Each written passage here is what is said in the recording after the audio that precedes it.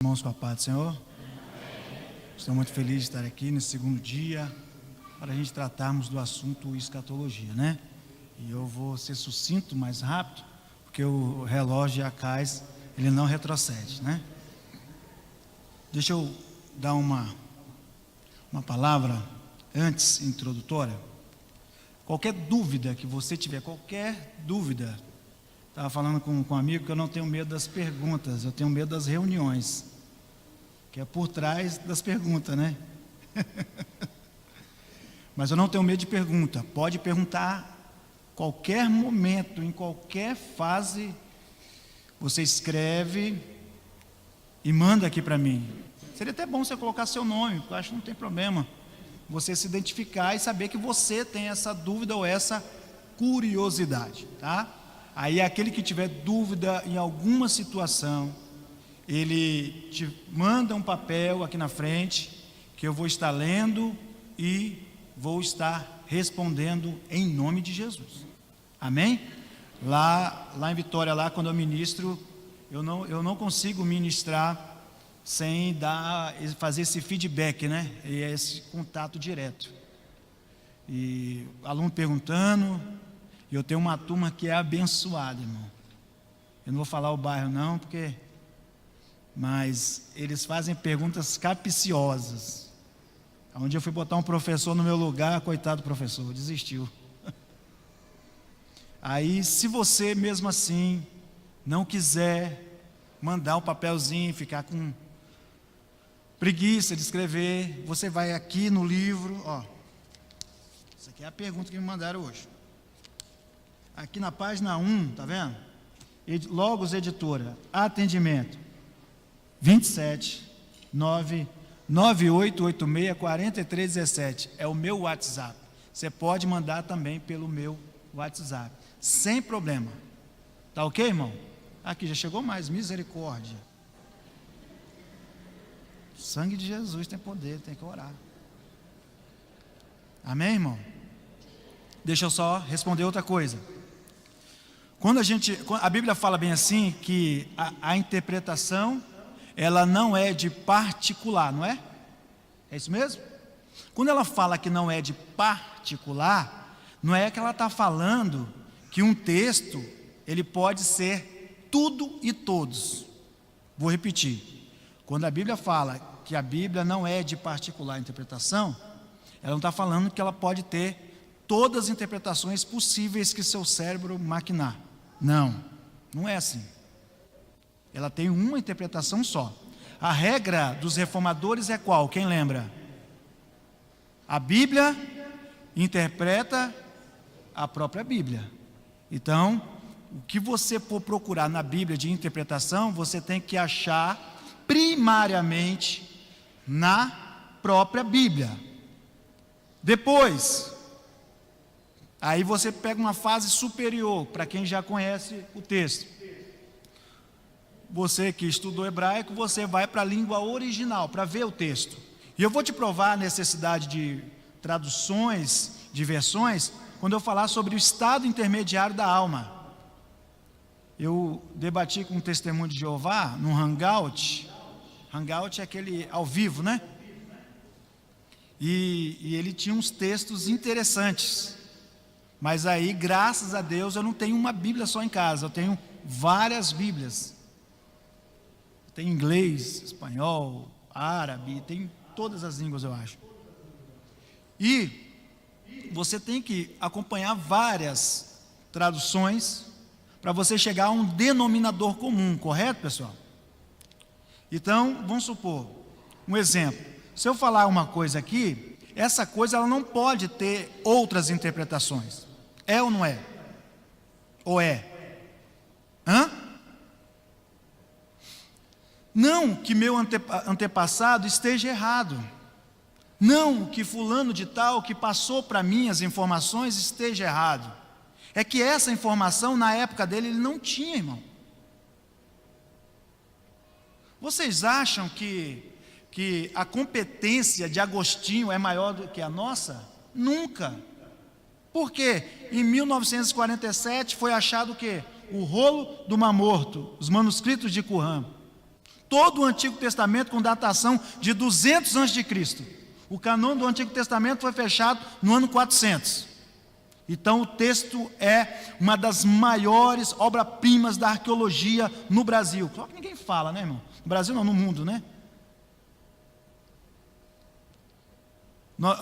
Eu estava estudando arqueologia com o maior, para mim, é o maior arqueólogo do Brasil, se tratando de arqueologia bíblica, Dr. Rodrigo Silva, e recebi até uma mensagem dele hoje, fiquei feliz, me convidando para ir para Israel. Não é de graça, quem dera, né?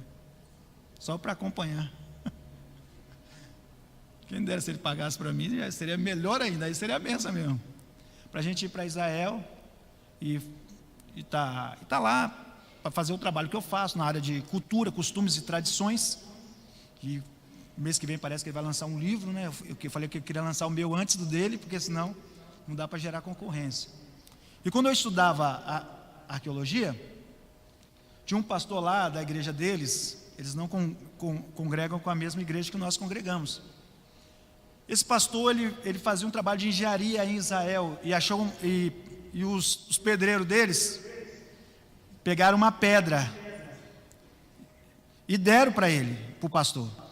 Aí o pastor chegou, chamou ele, falou assim: doutor Rodrigo, teve um rapaz que trouxe essa pedra aqui, tem uns negocinhos nela, mas eu não sei se é nem verdade, porque eu não sei se nem foi ele mesmo que fez. Ele: não, isso aqui está parecendo cuneiforme. Aí nós vemos assim, isso aí foi em 96, 99, por aí. Aí nós olhamos aquela pedra, uma pedra feia. Aí o pastor Rodrigo levou, fez a tradução. Quando foi fazer a tradução, até os anos 90 ainda não tinha nenhum artefato que dava veracidade sobre a história de Nabucodonosor. Aí estava escrito lá na pedra assim, aí ele traduziu, mandou para os Estados Unidos, para os assiriólogos, mandou para Jerusalém, para ver se era aquilo mesmo, estava em cuneiforme, estava escrito assim: eu, Nabucodonosor, dos tempos, aí está lá, aí para. Uma peça original dos tempos de Nabucodonosor. Também é um achado fortíssimo, que dá veracidade àquilo que nós acreditamos. Eu estava falando sobre Bíblia, né? Nós estávamos falando sobre traduções, e eu estava falando sobre um padre. Eu respeito o padre, a ordem sacerdotal de um padre. Acho que não tem ninguém do nosso cunho pentecostal que respeite igual eu. Eu respeito demais. Mas teve um padre aí que falou uma bobagem, falou que eles tinham construído a Bíblia. Eles construíram a Bíblia. A Igreja Católica construiu a Bíblia. A Igreja Católica ela foi fundada no ano 313, através de Constantino, numa briga contra seu irmão Maxêncio III. 313 depois de Cristo. O canon do Antigo Testamento foi fechado quando que eu falei?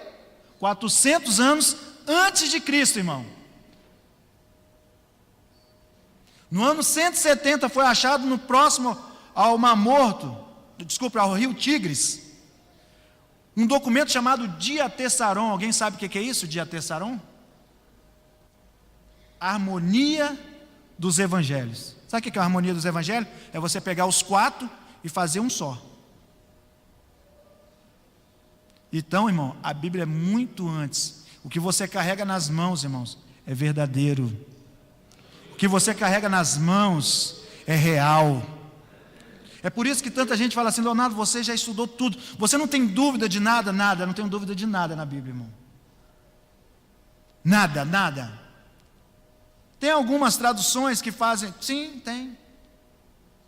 Mas a doutrina está muito longe para errar. E Deus é fiel com a sua palavra. Amém? Pode passar aí, abençoado. Nós vamos falar hoje sobre o casamento judaico. Eu falei que eu estou escrevendo Terminei uma literatura agora, que é as 7 festas de Israel, e creio que eu vou falar no domingo, né? No domingo de manhã e no domingo à noite. Traga papel, mas traga muito papel, irmão, porque é muita revelação, é muita coisa que Deus vai falar. E vou falar sobre esse próximo livro que eu vou escrever. Estou escrevendo, né, irmão? Escrevi um pouco já, até imprimi aqui, mas tem que terminar algumas coisas, para dar um volume, né? Então eu vou falar sobre a escatologia no casamento judaico. No casamento judaico, né? O casamento judaico, ele tem uma série de fatores, ele tem vários costumes e tradições. Uma das regras que eu estava falando para interpretar a Bíblia Sagrada é essa: você necessita conhecer as línguas originais. Aí o abençoado, ele estuda o básico, teologia, e acha que já está terminado. Meu pai, quando eu fiz o nível médio, ele falou para mim: meu filho terminou os estudos. Falei, que benção, quem dera. Tem muita coisa ainda para nós aprendermos. E nós, né, irmãos, que somos humildes, nós sabemos que nós aprendemos a cada dia, a cada momento, a cada hora, a cada circunstância, né?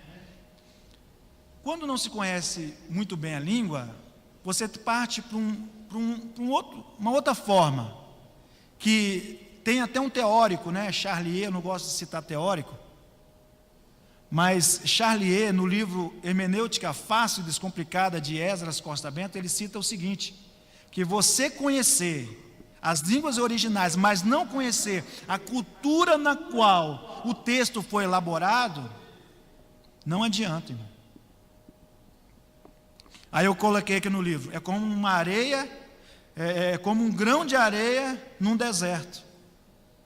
Não adianta, você tem que conhecer a cultura. Nós trabalhamos nas nossas pregações muito aquele negócio assim, trazendo para os dias de hoje.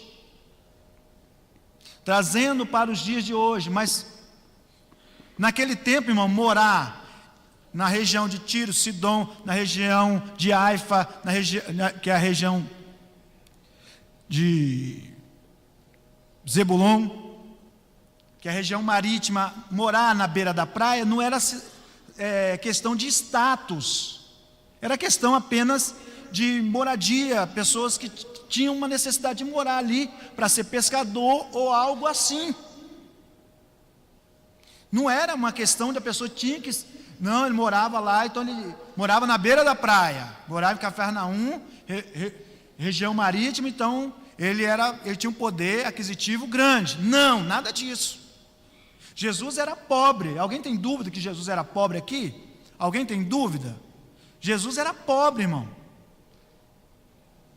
Quando a mãe dele foi fazer a oferta da criança que nascia, levou ele no 8º dia para fazer a circuncisão, não era isso? No 8º dia? Por que não fez antes? Por causa da lei? Será? Ou será que é a onisciência de Deus? Porque o que é a circuncisão? É um corte. O nome dela significa Brit Milá. Se você for em Israel, você não vai falar circuncisão, você vai falar Brit Milá. Essa criança já fez o Brit Milá? O Brit que eles falam é o pacto do corte.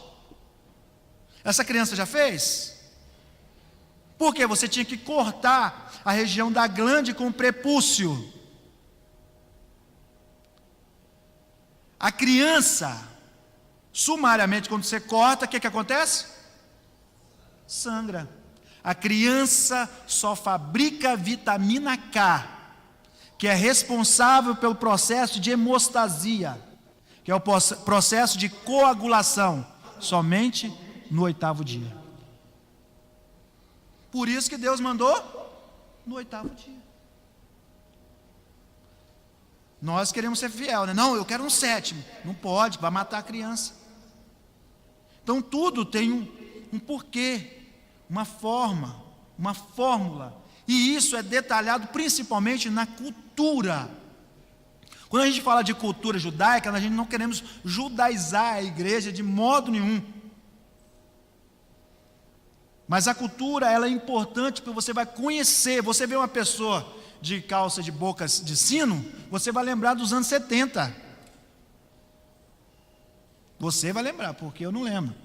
Não é meu tempo. Então, isso tem essas tendências. Então, você precisa disso para você reconhecer e conhecer. A cultura é a coisa mais importante para o entendimento da Bíblia Sagrada. E quando eu vou falar um pouco hoje, vocês vão entender. Mas quando eu falar das festas, aí que vocês vão entender que a cultura é primordial. Tem um texto de Romanos que eu estou fazendo uma introdução. Tem um texto de Romanos que Paulo fala bem assim, é no capítulo 7, versículo 24. Miserável homem que sou, quem me livrará do corpo dessa morte? Olha o texto, irmão. Miserável homem que eu sou, quem me livrará do corpo desta morte? É um texto esquisito, não é? O que ele está querendo dizer? Era um costume. Quando a pessoa assassinava outra pessoa, e se ela fosse em próprio ato, pego ali, flagrante, obrigado. Está sumindo as palavras hoje, não sei o que está acontecendo. Quando você era pego em ato de flagrante, o que acontecia? Você era obrigado a cumprir um ritual romano chamado corpus mortuori. O que era corpus mortuori? Carregar aquele corpo por toda a cidade. Aí Paulo diz, miserável homem que sou, quem me livrará desse corpo que eu tenho que carregar por toda a cidade? Que corpo que ele é responsável? Que corpo que nós somos responsáveis, somos obrigados a carregar a cada dia? O corpo de Jesus. Você e eu somos responsáveis. Agora, se você não conhecer a cultura, como é que você vai saber? Jesus fala bem assim, pois aquele dia e hora, ninguém sabe. Depois que passa o verão em Israel, é o mês 6, o mês de Elu, vou falar sobre isso, não agora. Mas no mês 7, a primeira festa do mês 7, que é o ano novo em Israel, é chamada de Yom Teruah, ou Festa das Trombetas. Vou explicar detalhadamente isso, no domingo de manhã, domingo à noite talvez. Essa festa, eles davam 2 dias. 2 dias para esta festa. O dia 1º e dia 2º do mês 7, Tisri. Por que eles davam 2 dias? Porque a lua nova é muito difícil de identificar. Eles não sabiam se a lua ia vir no dia 1º ou no dia 2º. Aí eles apelidaram a festa daquele dia e hora, ninguém sabe. Por isso que Jesus, quando fala bem assim, no momento, num abrir e fechar de olhos, ante a última trombeta, ele está falando de Yom Teruah, ele está falando que ele vai voltar nas trombetas. E se você não conhecer a cultura, você não vai saber. Amém? O texto áureo para nossa ministração é Isaías 65, verso 5. Diz assim, pois como o mancebo se casa com a donzela, e assim teus filhos se casarão contigo, e como o noivo que se alegra da noiva, assim o Senhor se alegrará de ti, ou assim se alegrará de ti o teu Deus. Aqui ele está fazendo uma comparação de que ele é o noivo e a igreja é a noiva, que ele é o esposo e a igreja é a esposa, nós temos que definir algumas coisas que são interessantes. Deus, no Antigo Testamento, Jesus, no Antigo Testamento, ele está de forma oculta. E no Antigo Testamento, como? Não entendi. 625, desculpa, irmão. Foi o digitador. Hã? Foi o digitador é uma benção, irmão. Achou, mas achou aí? 625. Amém. Vamos passar a culpa para alguém, né, irmão? Tem que passar, né? Depois que inventaram a serpente, ninguém assume a culpa mais, né, irmão? Né? Mas é isso mesmo, está aqui, 625, né? 62,5, já mudou? Rapaz, é forte, hein? Forte esse mistério. Beleza. Então, 62, verso 5. Assim como o mancebo que se casa com a donzela, assim teus filhos se casarão contigo, e como o noivo que se alegra da noiva, assim se alegrará de ti o Senhor teu Deus. Então Deus está se manifestando como o noivo, mas o noivo aqui é o noivo de Israel, né? Jesus, no Novo Testamento, ele está de forma revelada. Então, a noiva ali é a igreja. Tinha um louvor que nós cantávamos muito tempo atrás, que era a noiva é a igreja, o noivo é Jesus.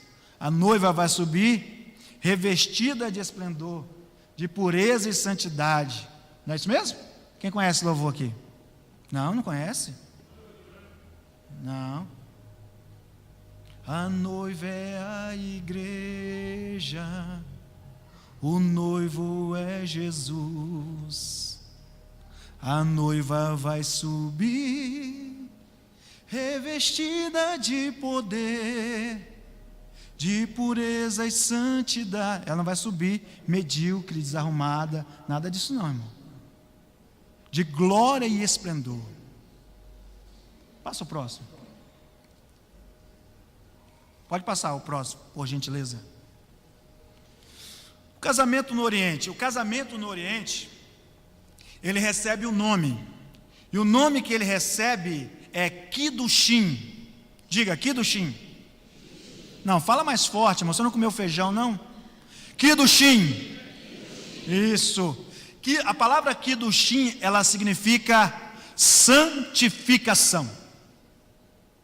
Santificação. Então, o casamento judaico, ele é o quê? Uma santificação. Então, o encontro da noiva com o noivo, ele é símbolo de santificação. Você é a noiva, Jesus é o noivo. Então, o seu encontro com ele é na santificação. E o texto de Hebreus 12, 14 diz: segui a paz com todos e a santificação, porque sem ela ninguém verá a Deus. Ei, noiva do Cordeiro, você precisa de santificação para encontrar com o seu noivo. O encontro não é de qualquer maneira, o encontro não é de qualquer forma, não é de qualquer jeito. Ei, esse encontro precisa de uma coisa: santificação. E tem gente que acha que pode encontrar Deus, o Senhor Jesus, de qualquer maneira, né, irmão? Mas não é assim. Nós precisamos de santificação. Pode passar. O casamento também é refletido em Salmos. Salmos 45, verso 1. Vamos ler? Está lá no telão. Diz assim: o meu coração ferve com palavras boas. Falo do que tenho feito no tocante ao rei. A minha língua é a pena de um destro escritor. Tu és mais formoso do que os filhos dos homens. A graça se derramou em teus lábios, por isso Deus te abençoou para sempre. Cinge a tua espada, a coxa ao valente, com a tua glória e majestade. Pode passar. E nesse teu esplendor cavalga prosperamente, por causa da verdade, da mansidão e da justiça. E a tua destra te ensinará coisas terríveis. As tuas flechas são agudas no coração do inimigos do rei, e por elas o povo cairão debaixo de ti. O teu trono, ó Deus, é eterno e perpétuo. O cetro do teu reino é um cetro de equidade. Tu amas a justiça, mas odeias a impiedade. Por isso Deus, o teu Deus, te ungiu com óleo de alegria, mais que os teus companheiros. De quem que ele está falando aqui? Que ele ungiu, por isso o teu Deus te ungiu com óleo de alegria, mais do que os teus companheiros. De quem que ele está falando aqui? De quem? Ninguém quer tentar acertar, não? Jesus, isso mesmo. Por que não pode ser a igreja? Porque ele está falando dos companheiros. Porque a igreja ela não tem companheiros, ela tem companheiras. Né? No masculino, né, irmão? Versículo 8. Todas as tuas vestes cheiram a mirra, aloés e acácia, desde os palácios de marfim, de onde te alegram. As filhas dos reis estavam entre as tuas ilustres mulheres. Aqui tem algumas traduções. Quem está com a Bíblia aberta aí no Salmo 45? Tá, donzelas. Tem alguma tradução que está virgens? Tem alguma tradução que está virgem?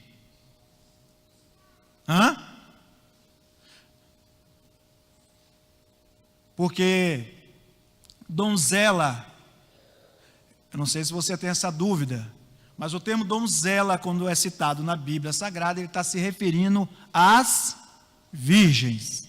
Amém, irmão? Tá? As virgens, tá ok? Betulá, no hebraico, virgem, virgem mesmo. Na Ará, seria aquelas virgens, seria aquelas moças, né? Não virgem. Fala, irmão. Donzelas, né? Então, donzelas. Então, as tuas donzelas, as tuas filhas dos reis estavam entre as tuas ilustres donzelas. À tua direita estava quem? A rainha. Peraí. Ele está fazendo uma diferença entre as donzelas e Vou repetir para você entender, porque é uma das perguntas que me fizeram aqui. Entendeu? Sobre a parábola das 10 virgens. Olha o que ele está fazendo aí no texto. Não confia em mim, confia no texto. As filhas dos reis estavam entre as tuas ilustres donzelas. À tua direita estava quem? A rainha. Então a rainha seria quem? A igreja. Porque o rei é Jesus. Isso é interpretação, né? E as donzelas, o texto ele está fazendo diferenciação entre virgens e rainha. Amém? Ou só eu estou conseguindo ver isso? Amém? Todo mundo está vendo isso? Então amém. A rainha, ela está do lado de Deus. Não é que ela não é mais donzela. Ela está do lado de Deus.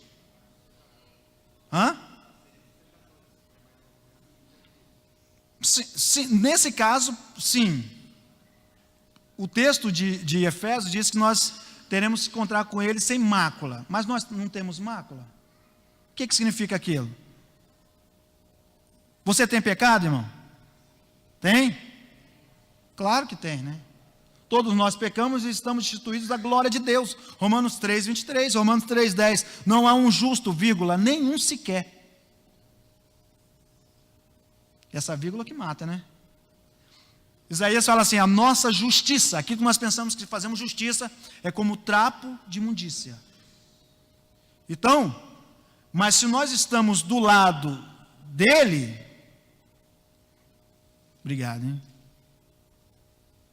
Se nós estamos do lado dele e nós temos pecado, pode? Pode. Romanos 8:1 diz o quê? Nenhuma condenação há para aqueles que estão em Cristo Jesus. Se você está com Cristo, irmão, você pode ser pecador, mas o sangue de Jesus te purifica de todo pecado. Não é meio pecado, não é um terço do pecado, é de todo.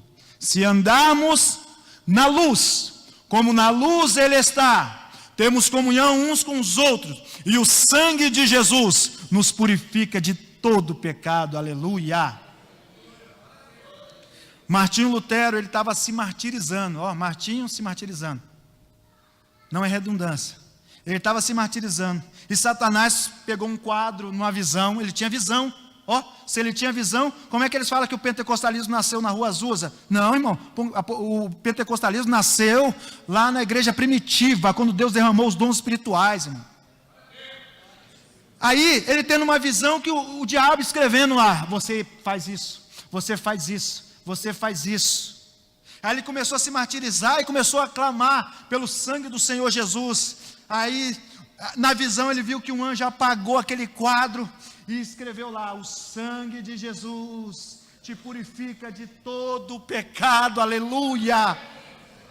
O diabo pode te acusar, lançar na sua cara, falar que você não pode, falar que você não é, falar que você não vai crescer, falar que você não vai para frente, mas Jesus está dizendo: você vai, você vai, você vai, aquele filho seu vai se salvar, aquela sua mãe vai se salvar, aquele pai que ainda está bebendo, vai se salvar em nome de Jesus. Só quem crê levanta a mão.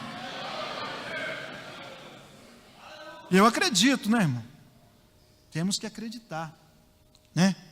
Então, está fazendo uma diferença. Então, se nós estamos do lado, é porque nós estamos do lado do rei, e não há condenação para aqueles que estão do lado do rei. Pode passar. Ouve, filha, e olha, em algumas traduções, ouve, filha, e dê atenção. Inclina os teus ouvidos, esquece-te do teu povo e da casa do teu pai. Olha o que está dizendo. Esquece do teu povo e da casa do teu pai. Está falando para quem? Para a igreja. Esquece de onde você veio, da sua terra. Ei, você não é dessa terra. Você não é deste lugar. Nós paramos em Noé ontem, né? Noé teve 3 filhos. Qual é o nome dos 3 filhos de Noé? Sem, Cã e Jafé. A genealogia que nos interessa é de Sem. Sem gerou um filho chamado Asfarxade. Asfarxade gerou Salá. Salá gerou a Éber, da palavra ivrite que eu falei, significa atravessar. Éber gerou um filho chamado Peleg. Peleg significa divisão. Em Gênesis 10, versículo 25 diz: nos dias de Peleg, nos dias de divisão, a terra se dividiu. Peleg gerou a Reug, Serug, Naor, o avô de Abraão. Naor gerou um filho chamado Terá. E na época de Terá, havia uns ídolos chamados terafins, que eram ídolos domésticos. E a arqueologia diz que é bem provável que Terá tenha dado o próprio nome aos ídolos. E por isso que Josué 24, verso 2 diz que os pais de Abraão eram idólatras. Mas aí Deus entra na história de Abraão. E Deus fala assim com Abraão: Lerá.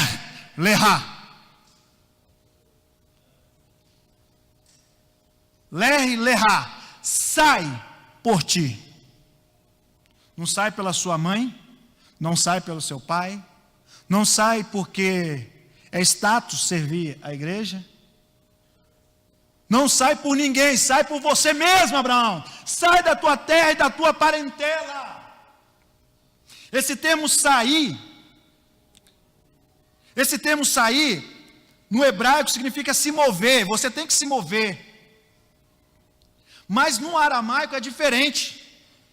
Esse termo sair significa tributo, pedágio.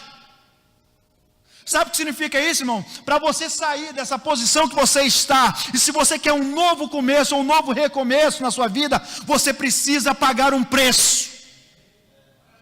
E tem gente que quer sair, quer movimentar, quer se mover, mas não quer pagar um preço. Ei, Abraão, paga o preço que tiver, acorda de madrugada, vai orar, ore pela sua família, se você quer salvação dentro da sua casa. Ei, paga esse preço, tem que pagar. Aí ele sai, Abraão sai, não é isso? Precisa sair, nós estamos nisso aí, ó. Sai da sua terra, sai da tua parentela, e vai para uma terra que eu te mostrarei. E ele sai. Aí ele conhece uma mulher. Qual o nome da mulher que ele tem lá? Saraí. Saraí ou Sarai. Sarai, tem o i no final. Esse i na língua hebraica, ele significa mão de homem. E é uma benção, né, irmão? Quando Saraí, e sar é um prefixo de sargento, comandante, que manda. Quem mandava lá na casa de Abraão era a mulher. Não precisa se levantar, eu sei que lá na sua também, porque na minha não é diferente, né? Ela manda na casa, mas eu mando nela.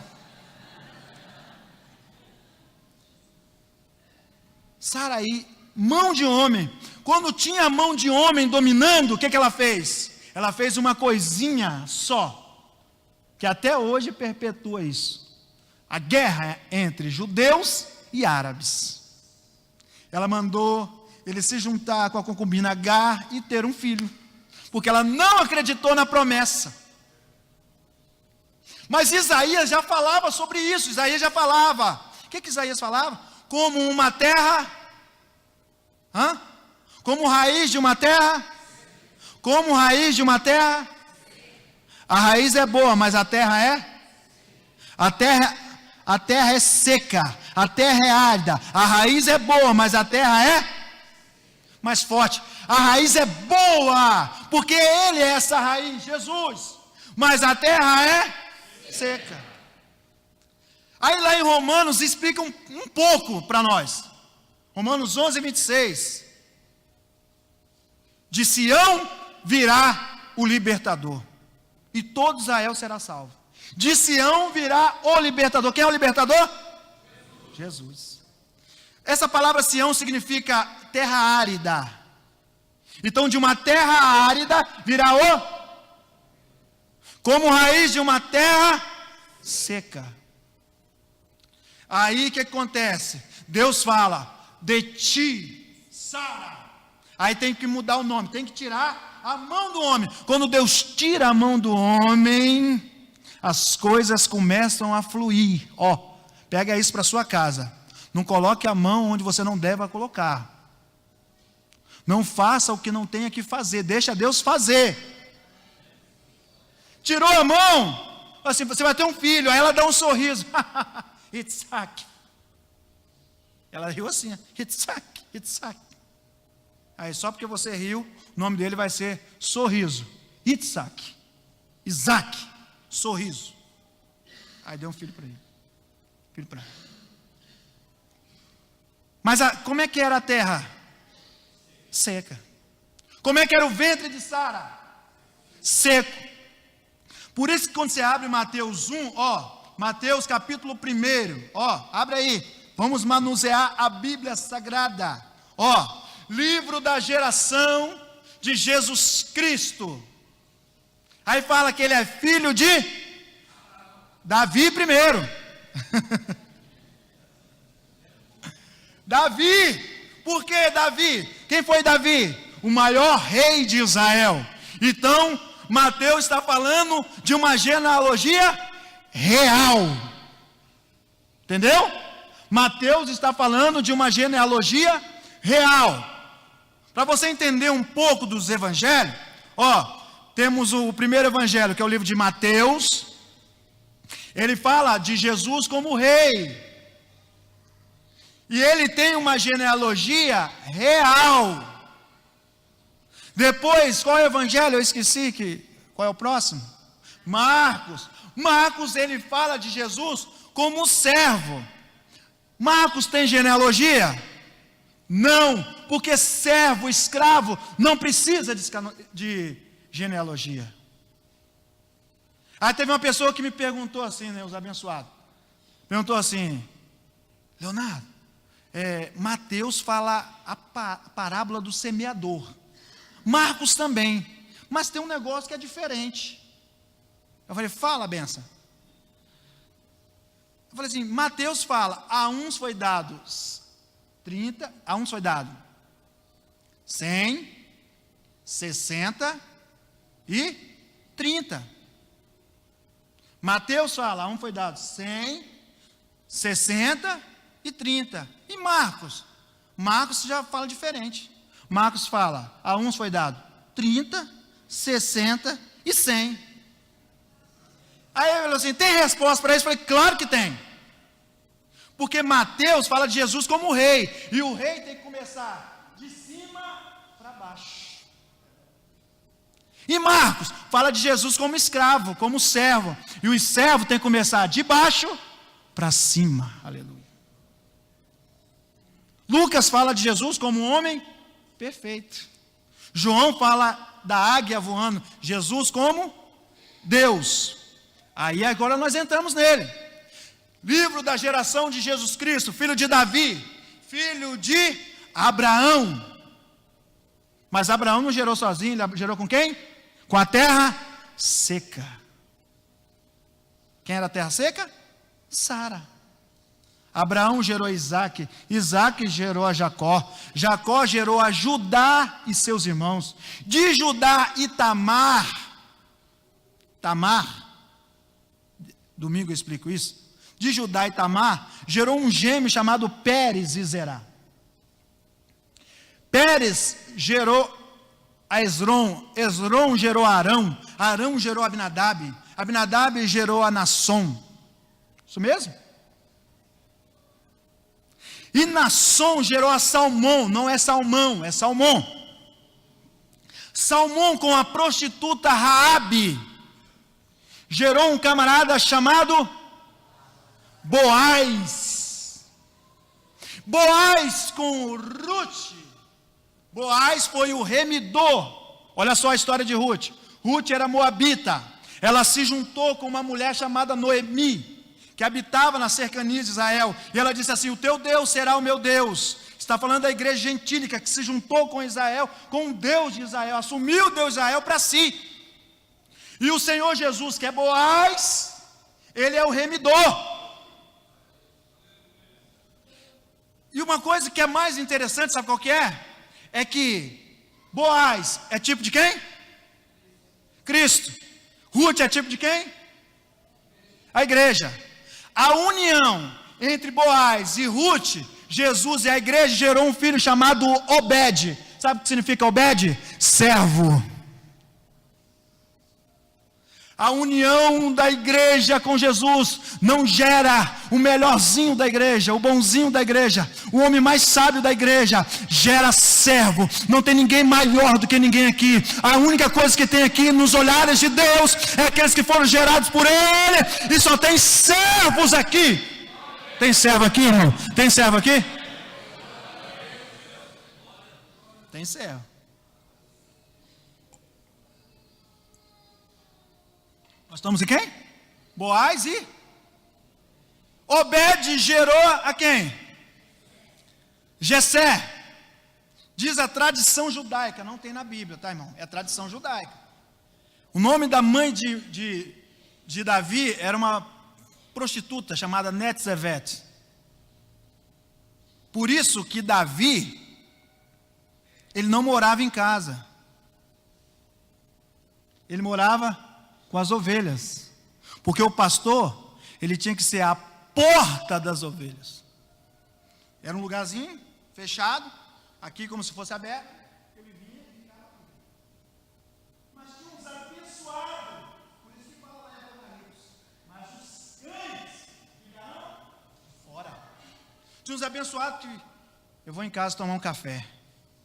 Pegava um cachorro, colocava para vigiar. Esses tinham apelidos de cães.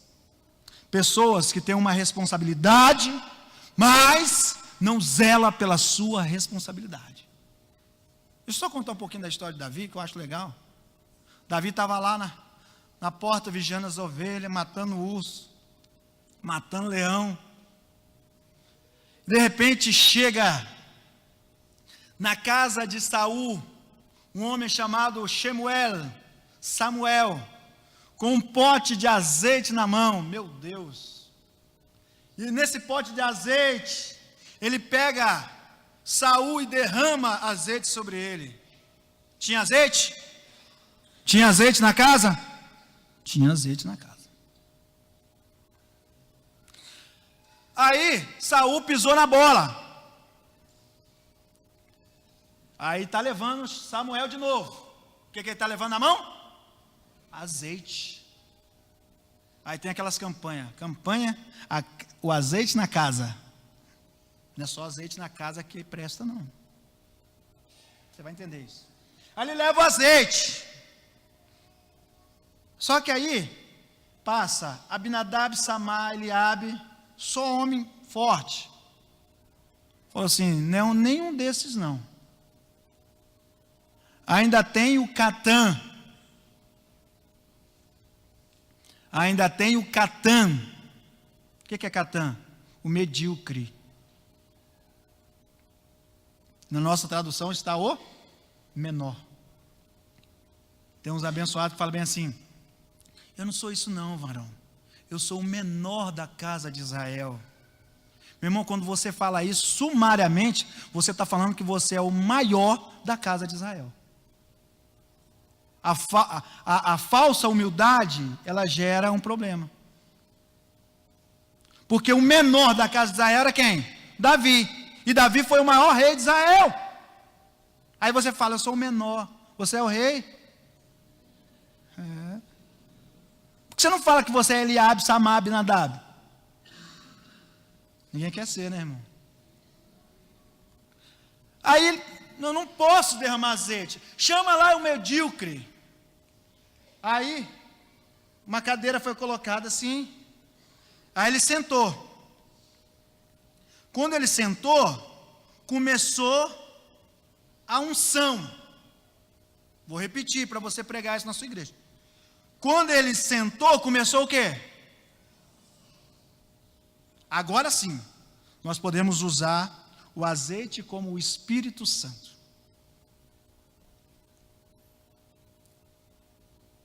Uma bênção do Espírito Santo.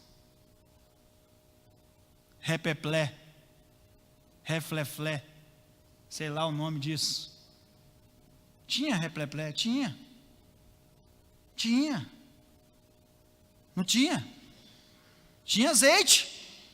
Não tinha ou não tinha azeite? Mas não tinha unção. A unção só começava quando Davi chegava. Sabe o que significa Davi? Quem sabe? O amado. Eita glória. Salvou vocês. A unção só começa quando tem amor. Se não tem amor, não adianta línguas estranhas. Se não tem amor, não adianta sabedoria, ciência, fé, dons de curar, maravilha, profecia, discernimento, línguas estranhas e interpretação. Meu irmão, sem amor, a unção não acontece. Então, tem que ter amor para começar a festa. Né? Então, nós estamos em quem? Boaz. Estamos no Jessé, estamos no rei Davi. Então, é uma genealogia real, que fala de Davi. Vamos lá. Passa o próximo, não, a gente não termina. Pode passar. Passa, gente boa. Pode passar. O noivo é Jesus. Marcos diz assim: ora, os discípulos de João e os fariseus estavam jejuando, e foram perguntar-lhe: que jejuam os discípulos de João e os fariseus, mas os teus discípulos não jejuam? Respondeu-lhe Jesus: podem porventura jejuar os convidados às núpcias, enquanto está com eles o noivo? Então ele está se referindo que ele é o noivo. Então Jesus está se colocando como noivo. É a Bíblia que está falando isso. Pode passar o próximo. A noiva é quem? A igreja. 2 Coríntios 11, verso 2. Porque estou zeloso de vós com zelo de Deus, pois vos desposei com um só esposo, Cristo, para vos apresentar a Ele como uma virgem pura. Então quem é? Quem é a igreja? A noiva. Eu sabia que vocês iam confundir.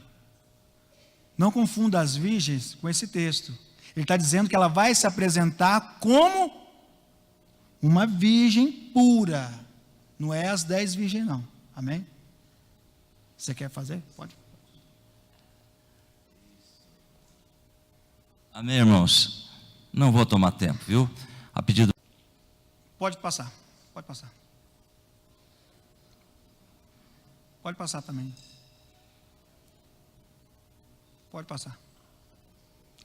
A menina do olho. Várias vezes a Bíblia relata que Israel é a menina, não é meninas, menina do olho de Deus. Essa palavra na língua hebraica, Ishon Bat Ain, que significa literalmente menininho, ou menininho da menina do olho. Menininho da menina do olho. Isso quer dizer que o termo sugere a imagem que é fabricada dentro do olho. Pode passar. Deuteronômio 32, verso 10 diz assim: achou na terra do deserto e no ermo solitário cheio de uivos, trouxe-o ao redor, instruiu-o e guardou-o como a menina do seu olho. Salmos de número 17, estrofe de verso 8. Guarda-me como a menina do olho, esconde-me como as sombras das tuas asas. Pode passar. Zacarias 2, verso 8. Porque assim diz o Senhor dos Exércitos: depois da glória, ele me enviou às nações, e que vos despojaram, porque aquele que tocar em vós, toca na menina do seu olho. Por que menina do seu olho? Irmão, agora de noite fica complicado você fazer isso.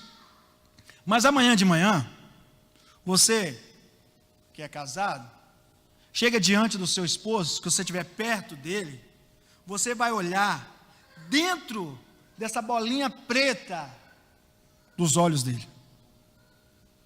Quando você olhar dentro dessa bolinha preta, você vai ver uma coisa dentro dessa bolinha preta.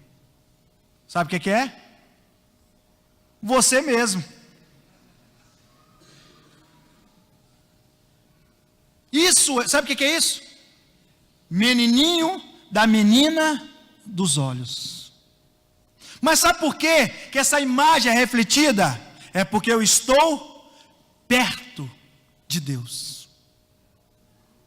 Quando Deus fala, Israel é o menininho da menina dos meus olhos, é porque Israel estava perto de Deus. Aí nós podemos mudar, sabia? Antigamente eu falava, não, a igreja não é a menina dos olhos, mas a igreja é a menina dos olhos. Sabe por quê? Porque Israel decidiu ficar longe da presença de Deus, e a igreja fiel, ela está na frente de Deus, ela está lado a lado com Deus, está muito perto de Deus, como o Salmos 73 diz: para mim, bom é aproximar-me de Deus, pus a minha confiança no Senhor. É só se aproximar. Deus quer de você uma aproximação. Quanto mais você se aproxima de Deus, mais você vai se ver em Deus, e Deus vai se ver em você. Deus se vê em você, irmão. E você, sumariamente, tem que refletir esse Deus para o mundo. Você quer ver um exemplo? A Bíblia diz que a fé é o quê? O que é a fé? Quem é professor de português aqui? Tem alguém? Ninguém? Ainda. Eu profetizo que vai levantar uns 1 milhão. Aqui, esse termo das, ela pode me corrigir se eu estiver errado. A palavra diz assim: a fé é o firme fundamento. Ele já falou o que é a fé.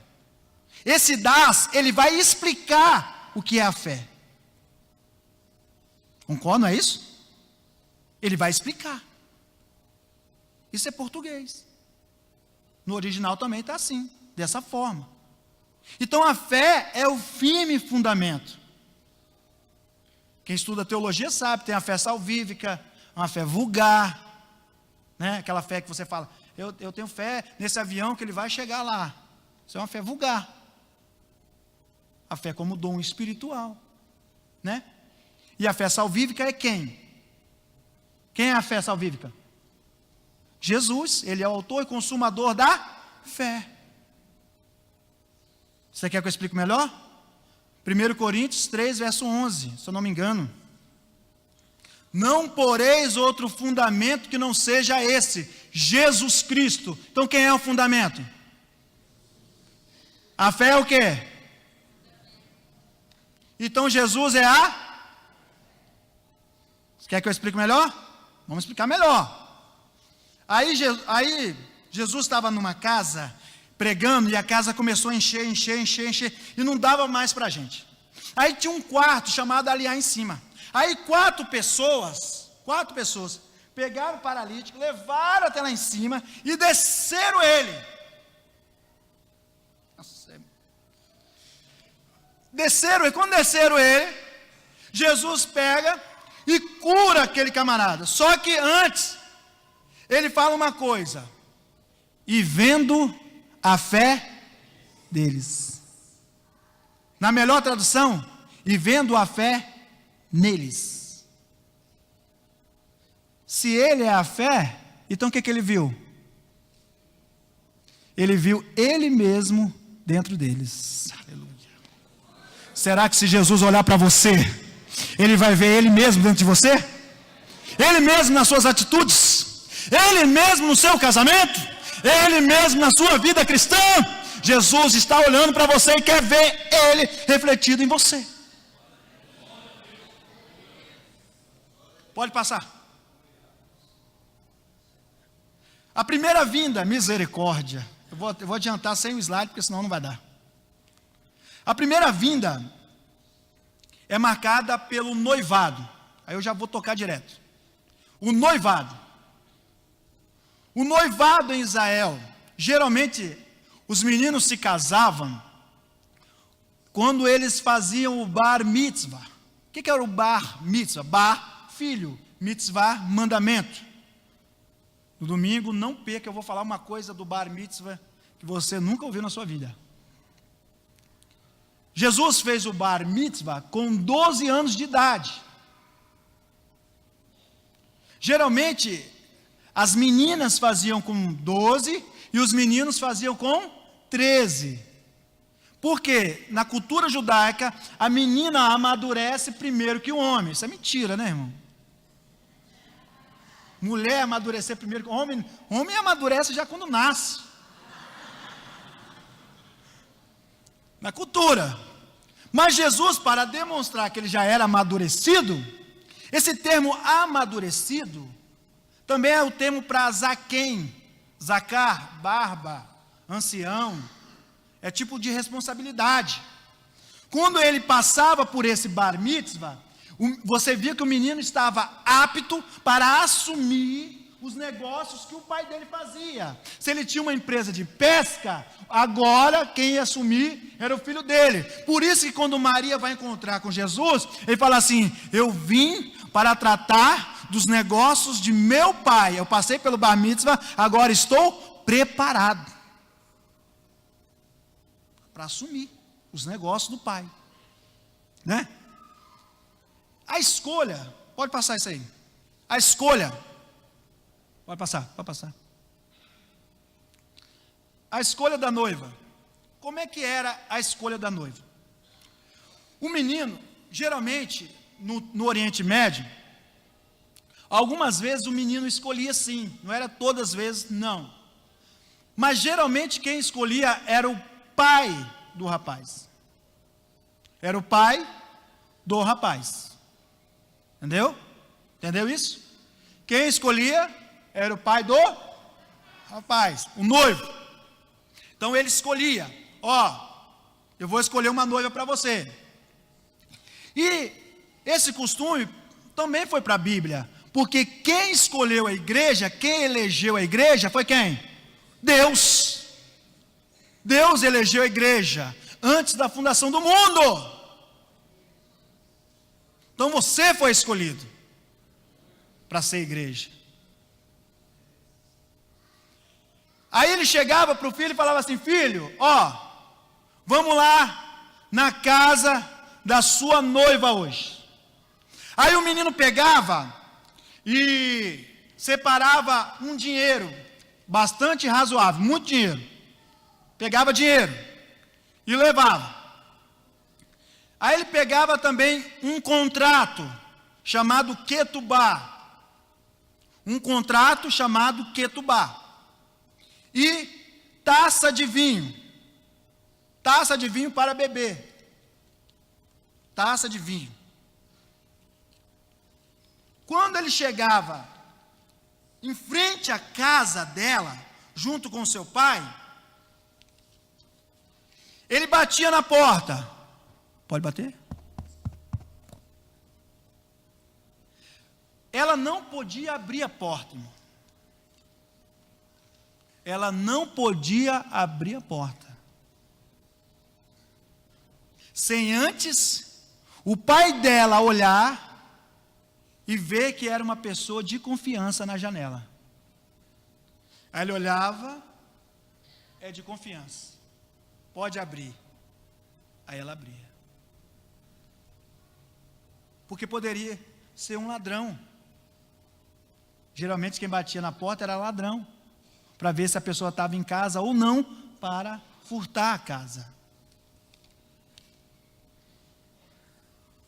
E o mesmo aconteceu, sabe quando? Quando Jesus fala assim: eis que estou à porta e bato. Quando ele bateu, é de confiança. Se abrires, eu entrarei e cearei, e ele cearei com a primeira ceia aqui na terra, e ele lá na glória. A primeira ceia aqui com ele, cearei com a primeira ceia aqui na terra, e ele comigo lá na glória. Aí ele entrava, aí ele pegava, e o pai sentava junto com o pai e estipulava um preço. Um preço a ser pago. E esse preço não era barato. Não era qualquer preço. Não era qualquer coisa. Tinha que ser alto valor para ele lembrar que ele custou caro para ele. E Jesus pagou um alto preço pela igreja fiel. Meu irmão, se você está aqui, você tinha que render glórias e aleluias para esse Deus. Porque Ele pagou um alto preço por você, não foi à toa, não foi em vão, Ele pagou um preço por você. Depois que Ele pegava e pagava o preço, Ele ia e dava a taça na mão dela. Era 4 taças, mas eu vou adiantar, porque o tempo não me permite. E a última taça, era 4 taças, a terceira taça era a taça mais importante. A quarta taça era uma taça que eles dedicavam para Elias, porque eles acreditavam que Elias poderia aparecer a qualquer momento na festa, né? Por isso que João fala que Jesus é Elias, né? Não é isso? Se ela pegasse aquela taça e tomasse, aquilo era um símbolo que ela estava fazendo um compromisso com ele. Se ela pegasse e tomasse aquela taça, ela estava fazendo um compromisso com ele. Ela tinha aceitado o compromisso.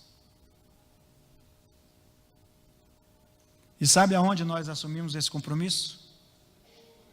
Sabe aonde? Foi diante dos 12 apóstolos. No dia que Jesus ergueu e, tendo dado graças, partiu e disse: esse é meu corpo que é partido por vós. Pegou o cálice e disse: esse é o cálice do Novo Testamento do meu sangue. A igreja primitiva, ela assumiu um compromisso com Jesus irrevogável. E você, a cada momento que você participa de uma ceia, você está afirmando: Senhor, eu tenho um compromisso contigo. Noivo, não esqueça de voltar para cá e me arrebatar. Aleluia! Ele tem um compromisso, ele não esqueceu de você. Eu sei que você sofre, eu sei que você chora, eu sei que você geme de dor, às vezes não consegue dormir, mas o noivo está sabendo disso, e brevemente o noivo vai voltar e arrebatar a sua igreja. Meu irmão, eu não canso de dizer que lá na glória tem um lenço gigante que vai enxugar toda a sua lágrima. E quando você encontrar o seu irmão, você vai dizer assim: valeu a pena ou não valeu? Valeu ou não valeu, pastor? Valeu ou não valeu ser fiel? Valeu ou não valeu ser caluniado? Valeu ser caluniado. Às vezes falam da gente, criticam a gente, machucam a gente, falam palavras que matam a gente, mas outro dia o Senhor, porque a tua força me renova a cada dia, a cada manhã, e eu estou renovado de novo. Sabe por quê? Porque eu sei que o noivo já vem aí, e ele vai me levar desse lugar. Aleluia! Aleluia! Aí ele pegava um contrato. O contrato se chamava Ketubá. Nesse contrato estava escrito tudo que ele iria fazer. O que eu vou fazer com a sua filha? Eu vou tratar ela como a mais bela pessoa desse mundo. Eu vou fazer de tudo para ela. Não vai faltar nada para ela. Eu vou ajudar ela nos momentos difíceis. E quando ela pensar que ela está sozinha, eu estarei junto dela. Eu estarei em todos, está escrito lá no Ketubá, no contrato dele. Esse contrato, ele tinha um apelido chamado Nova Aliança. Por isso que Jesus fala: essa é a nova aliança no meu sangue, é o contrato. Ele tem um contrato com você. E ela assinava, assumindo ali, porque ele tinha que assumir tudo o que ele falaram. Sabe aonde está esse contrato? Esse contrato está aqui, na Bíblia Sagrada. Aleluia, meu Deus do céu. Você não está sentindo o que eu estou sentindo? Mas eu estou sentindo. Aqui está todas as promessas que ele tem para você. Se você está sozinho, ele diz que você não está sozinho, porque ele está com você até a consumação dos séculos. Ei, meu irmão, Deus tem uma grande promessa para cada um de vocês na Bíblia Sagrada. Basta você abrir o Ketubá. É o compromisso que ele tem, está aqui. É compromisso com você. É compromisso com você. Dá glória a Deus, porque ele quer um compromisso com você.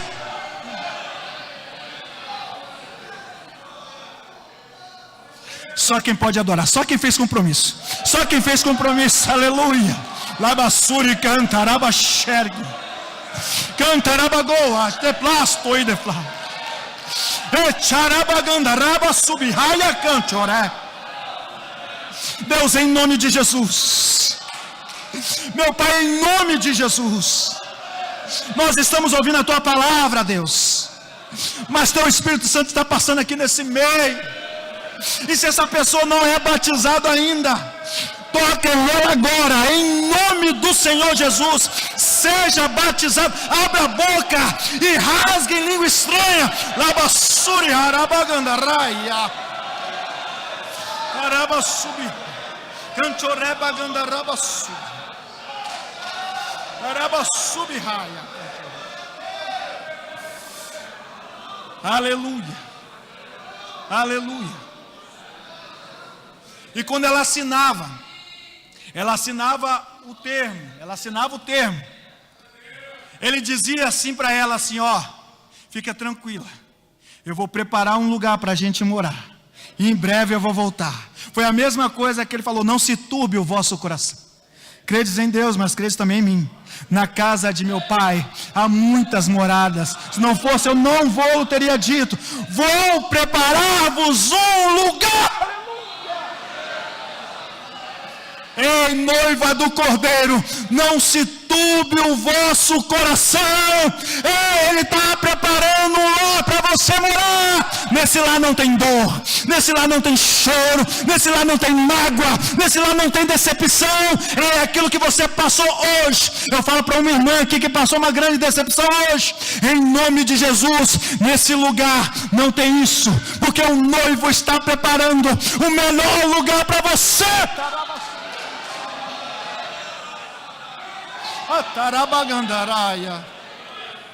Aí ele ia, segundo o costume no Oriente Médio, ele demorava cerca de 2 anos para voltar. 2 anos para voltar. Isso me remete àquela parábola do bom samaritano. O bom samaritano, a história diz que um camarada, ele foi afligido por salteadores, e veio o sacerdote e olhou e não queria fazer nada e foi embora. Veio um levita, ao invés de cantar um louvor para ele, que ele estava machucado, ferido. É assim que a gente faz. A gente não canta quando está ferido, a gente não prega quando está ferido, a gente passa de largo. Isso é um ensinamento para nós. Mas a Bíblia diz que veio o samaritano, aleluia. Ei, meu irmão, você pode lembrar aquele dia que você estava ferido, machucado, você estava triste, angustiado, entrou aqui perdendo as suas forças, morto vivo você entrou aqui, mas a Bíblia diz que veio um samaritano. Eu não sei quem pregou, não importa quem pregou, a Bíblia diz que o samaritano entrou na sua vida, te colocou no cavalo e te levou para a estalagem. Sabe aonde é a estalagem? A estalagem naquele tempo era onde? Tinha ladrão, tinha prostituta, todo tipo de pessoa ruim tinha na estalagem. Aí você lê a parábola, você pensa assim, por que ele não levou direto para o céu? Não, ele levou para a estalagem. Sabe onde é a estalagem? É aqui na igreja, onde tem um monte de ex. Ei, Deus salva os ex. A filosofia diz que você é produto de um meio. Nada disso. Você pode ter nascido na favela, seu pai fumava, você não fuma, porque você é servo de Cristo. E um dia o bom samaritano te achou e falou assim, eu vou levar ele para a estalagem, e te trouxe para cá. E sabe o que o bom samaritano fez? Ele olhou assim e disse assim, pastor, fica tranquilo, não perca seu cabelo. Fica tranquilo. Não adianta ficar bravo. Não adianta perder a cabeça com aquela pessoa. É difícil tratar das coisas. Eu sei. Nós somos líderes, nós sabemos disso. Às vezes você quer na força. Não. Tudo o que ele fizer, quando eu voltar, eu te pagarei. Ei! Não adianta bater cabeça, ficar nervoso. Ei, esse benefício de você aguentar com paciência, quando Jesus voltar, o seu galardão vai ser maior. Cuida dele, ajuda ele. Ei, trata dele também, ajuda ele, irmão. Aí ele pegou, sabe o quê? Ele pegou 2 denários e pagou. A Bíblia diz em Mateus, capítulo 20, que na parábola dos trabalhadores, da última hora, que ele acertou com eles um dia de trabalho, um denário. Então, um denário era correspondente a um dia trabalhado. Então, se ele pagou 2 denários, ele pagou quantos dias? 2. Aí eu vou conjecturar. Salmos diz que um dia para Deus é como?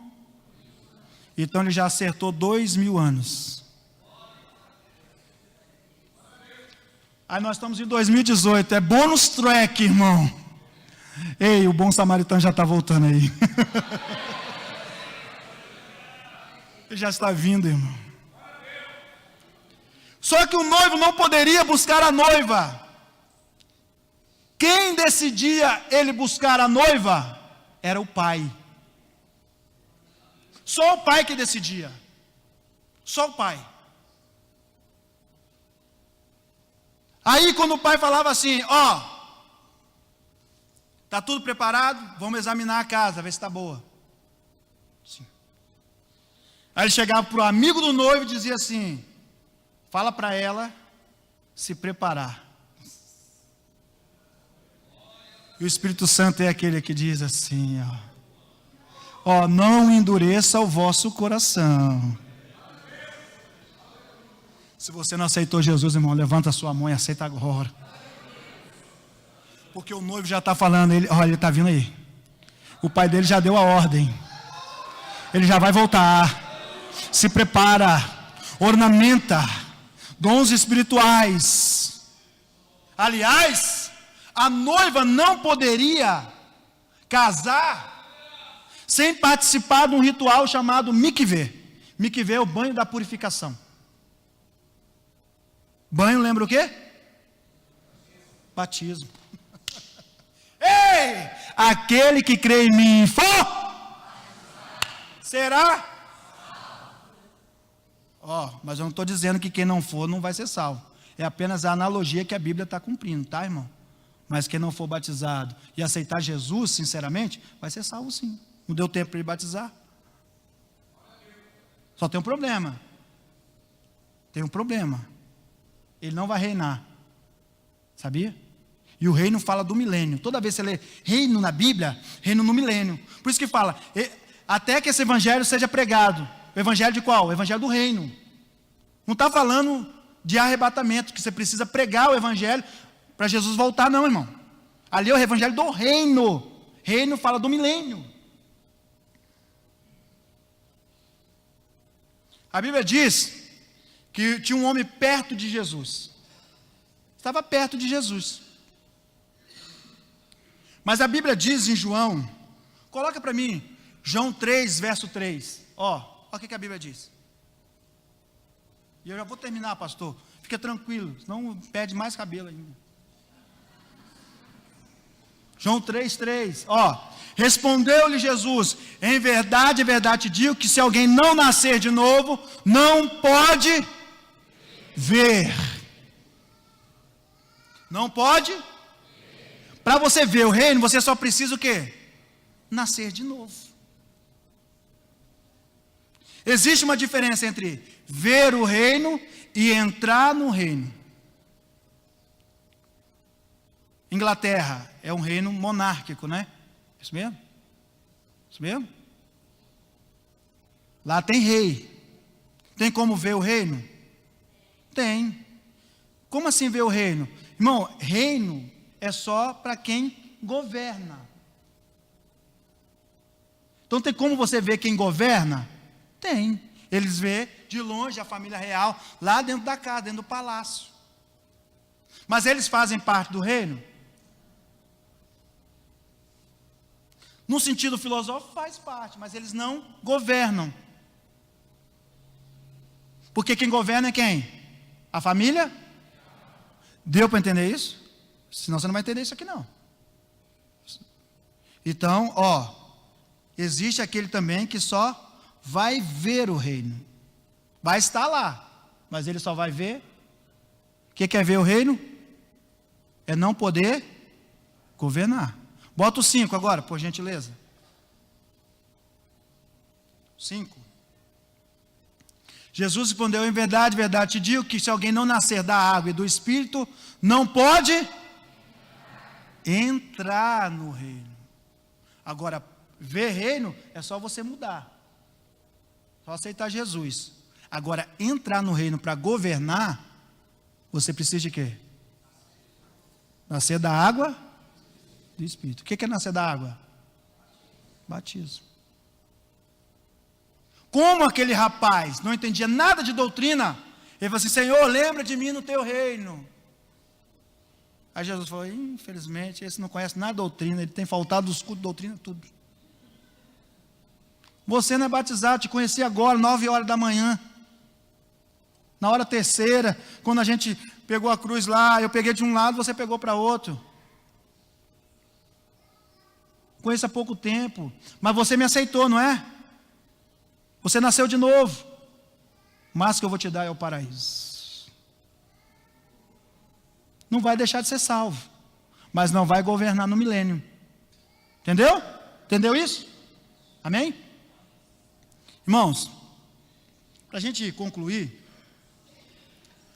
quando, calma pastor, quando ele ia voltar, ele escolhia a hora mais escura da noite.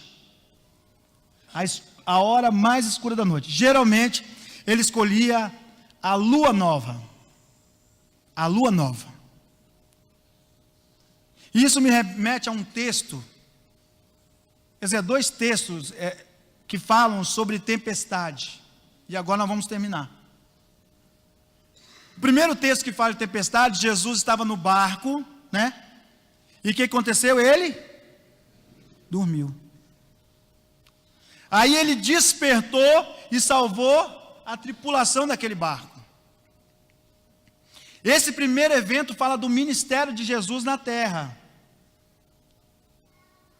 que ele teve que dormir por 3 dias, mas quando acordou, despertou, salvou o barco da nossa existência.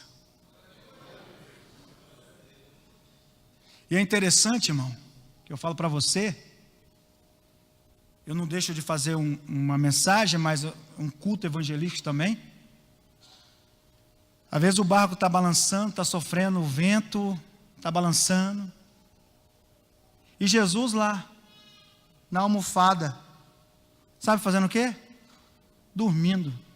Aí eu estava pensando com meus botões, como que uma pessoa, num frio, balançando o barco, a água batendo, molhando a almofada, e ele dormindo. Sabe o que significa isso, irmão? Que eu estou errado.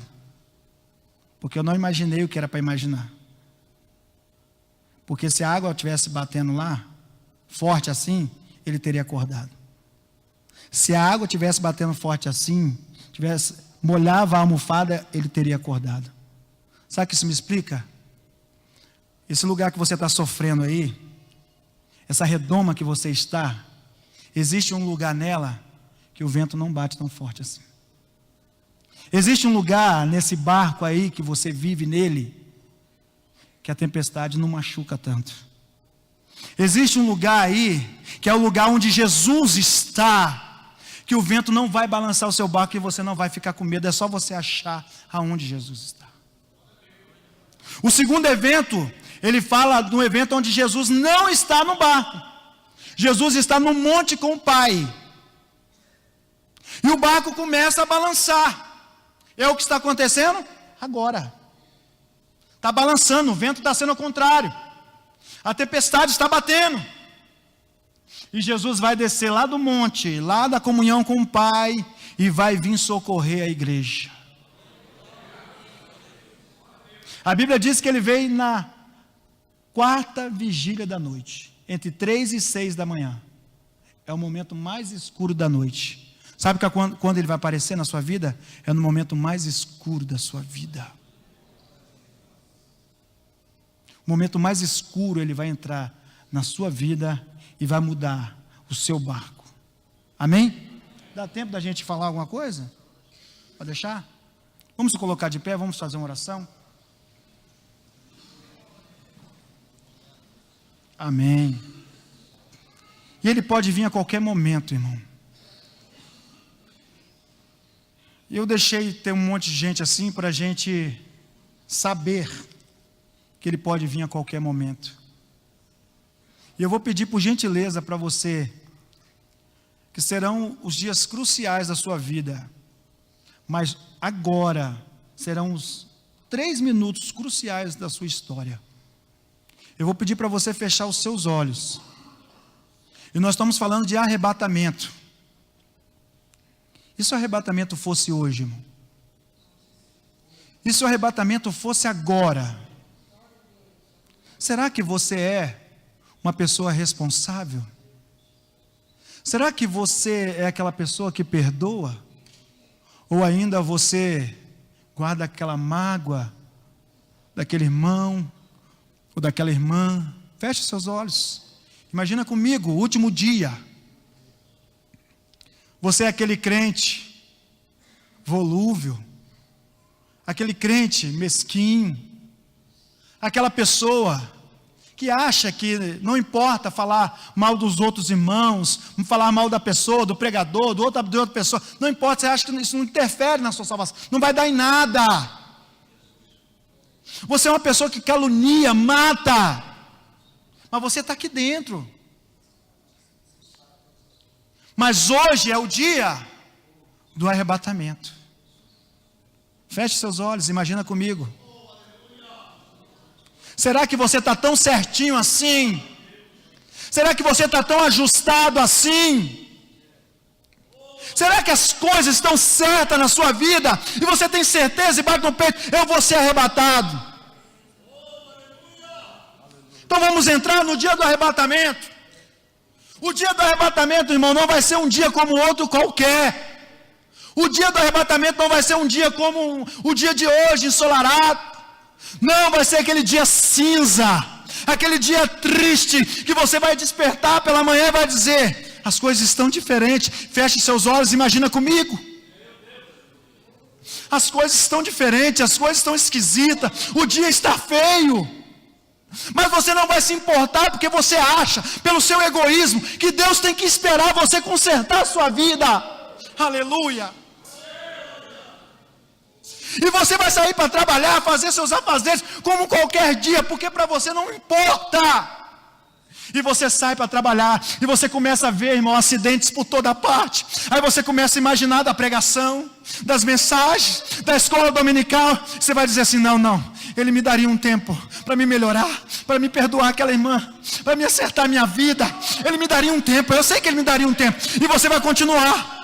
E a lágrima vai descer nos seus olhos, e você vai começar a ver acidentes por toda parte, carros quebrados, aviões caindo, e de repente, naquele momento, um guarda vai parar o carro, o ônibus, eu não sei, ele vai parar e vai dizer assim, para, você não pode trafegar mais. Porque o que está acontecendo agora, aconteceu em todo mundo, pessoas desapareceram, pessoas sumiram, ninguém sabe o que está acontecendo. Você vai ter que começar a entender e dizer, não pode ser, Ele me daria um tempo, eu vou lá na casa daquela irmã, eu vou pedir perdão a ela agora, eu vou lá naquela irmã, e vou pedir, sem entender que já não era muito tarde, já não era mais tempo, e você vai, eu quero pedir perdão, eu quero acertar minha vida, eu quero ir lá no pastor e falar, pastor, eu preciso mudar a história da minha vida, eu tenho errado há muito tempo na igreja, eu não tenho sido fiel. E você vai correr chorando, correr, e vai bater na casa do pastor, pastor, abre a porta para mim. Labassuri canta, raboxerguia. E de repente uma pessoa vai sair da casa do pastor e vai dizer assim, eu estava aqui, o pastor estava me evangelizando, ele começou a falar de Deus, que um dia Jesus voltaria, e eu falei que isso tudo é balela, porque isso há muito tempo as pessoas vêm falando. Naquele momento ele começou a cantar um louvor, nossa esperança é sua vinda, o Rei dos Reis vem nos buscar. Ele sumiu. Aí você vai entender que por um deslize, por uma coisinha, por um erro, por não ter perdoado, você ficou nessa terra e não foi arrebatado. céu. Tem misericórdia do seu povo. Abre o olho, abre o olho, abre o olho, abre o olho. Faz assim, faz assim, faz assim, faz assim, faz assim, faz. Sabe o que está acontecendo? Você está aqui ainda. Se você está aqui ainda, e ainda você tem erro, você precisa acertar o que tem que acertar, você precisa perdoar. E Jesus está te dando uma nova chance. Olha que Deus misericordioso. Ele está te dando uma chance de acertar. É porque você não está preparado. Ele não veio te buscar porque você não está preparado. Ei, se prepara, igreja do Senhor, para encontrar. Ora a Deus, ora a Deus, ora a Deus, ora a Deus, ora a Deus, ora a Deus, ora a Deus, ora a Deus. Labachuri cantaraba xergia. Me plasto aí de flaia, cantoreba gandaraia. E me caia, cantoreba gandarai. Show de faço e canto. Ele está te dando uma nova chance. Você precisa mudar. Você precisa acertar. Aceita a oração do teu povo. É uma oração de misericórdia. Em nome do Senhor Jesus. Amém e amém. Podeis assentar. Pastor, fica. Desculpe, pastor.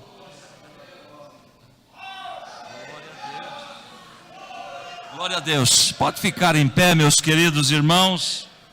Nós já estaremos encerrando hoje. Convide mais pessoas para estarem conosco amanhã, às 19h30. Estaremos iniciando novamente, o estudo escatológico. Está sendo uma bênção. Queridos, use aí as redes sociais, conforme nosso pastor já orientou ontem, e convide as pessoas para estarem conosco, tá bom? Queridos, eu vou chamar o pastor Luído para estar aqui, nos impetrando a bênção apostólica.